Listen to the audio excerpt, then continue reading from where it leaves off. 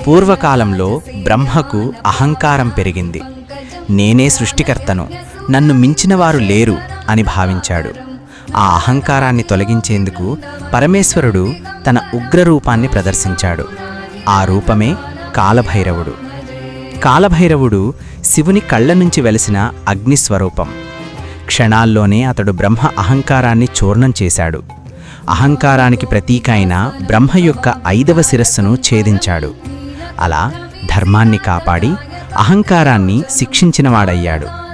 కాని బ్రహ్మహత్య దోషం కారణంగా కాలభైరవుడు ప్రాయశ్చిత్తం కోసం లోకమంతా భిక్షాటన చేస్తూ చేతిలో బ్రహ్మశిరస్సుతో సంచరించాడు. చివరికి కాశీ చేరుకున్నప్పుడు అతని చేతిలోని బ్రహ్మశిరస్సు అక్కడే విడిచిపెట్టబడింది.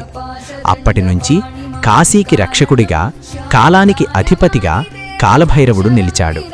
అందుకే భక్తులు కాలభైరవుణ్ణి పూజిస్తే భయాలు దూరమవుతాయి, కర్మబంధాలు సడలుతాయి, జీవితం సరైన మార్గంలో నడుస్తుంది అని నమ్మకం.